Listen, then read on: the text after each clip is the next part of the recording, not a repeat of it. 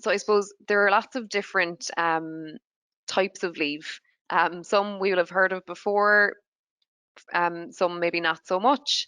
So I suppose just to kind of go through a few bits and pieces. Obviously we've got the family friendly leave types, which I will talk a little bit more about those in a while. You might have, unpaid leave breaks, compassionate leave. There's no legal requirement for that. But there may be a contractual clause in relation to bereavement leave or compassionate leave for staff. Obviously a lot of the public holidays, carers leave, force majeure, like I suppose there's so many different types of leave to keep up with. It can be difficult, and you're in the business of running businesses, and looking after operational matters. So I suppose that's where we come in as well to try to take a little bit of the pain out of it for you. So I suppose just coming onto the subject of the family friendly leave, so parental leave, parents, and paternity leave. We'll just talk a little bit about each of those leave types to give you a bit of background and maybe hopefully a better understanding of each leave type. Okay, so in relation to parental leave, so each parent would be entitled to 26 weeks of unpaid leave. Okay, and that's for children up to 12 years of age. Now, if somebody does have a child with a disability, they're able to use it up to 16 years of age. It's just important to kind of note that as well. Generally speaking, you would need 1 year's continuous service in order to apply for parental leave. However, if the child is close to the age and you've been with the company for 3 months or more, you can get it on a pro rata basis. So there are certain circumstances where obviously staff might be running out of time to use up the allowance, and they would be given that on a pro rata basis then. So generally speaking, for parental leave, it can be taken in one continuous one continuous block of 26 weeks, or they can request it in blocks of 6 weeks as well. So if that's the case, an employer can only postpone a request, and they have to have valid justification to do so.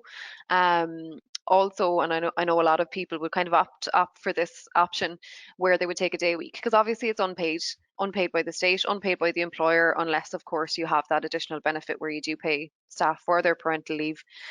So the majority of people would try to take it in a more broken down manner, so as not to be so financially impacted. That's completely up to the employer if they want to request it, a day a week, a couple of hours a week, whichever the case may be.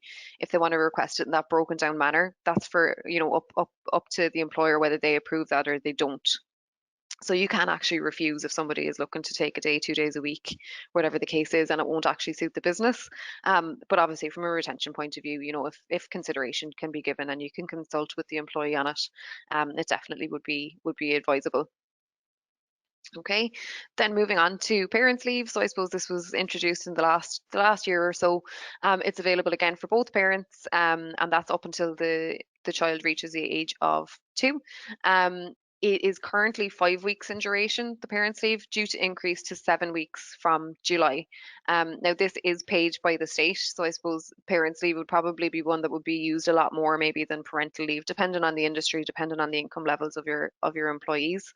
And obviously, the parents' leave can be taken in addition to all other family-friendly leave types. So I suppose it's a recent introduction. It's a good one to allow people, time at home with kids and things like that. Can, of course, on the flip side, pose challenges for businesses. But again, I suppose, it can be taken in blocks of 1 week at a time. I suppose just for administrative reasons and things like that. A good one, I suppose, to allow employees spend a little bit more time with young children and things like that. But again, can I suppose pose a little bit of a challenge in organising operations. The paternity leave, then, of course, that's been around for quite a while. So it's available to any parent who isn't the mother of the child. Obviously, paternity is for fathers, or if it's not the nominated adopting parent. So it would be 2 weeks in duration then. It should be taken within the first 6 months. So obviously, similar to maternity leave, paternity leave is, it's catering for that age group, I suppose, when the baby is quite young for support. And then, I suppose for family friendly leave types, they are protected leaves. So your rights continue to accrue. So you accrue, public holidays, annual leave, all of those bits and pieces during paternity leave, maternity leave, parental leave, all of that. So I suppose it's like nominal hours worked. And there's no terminations permitted whilst on leave on these family friendly leave types.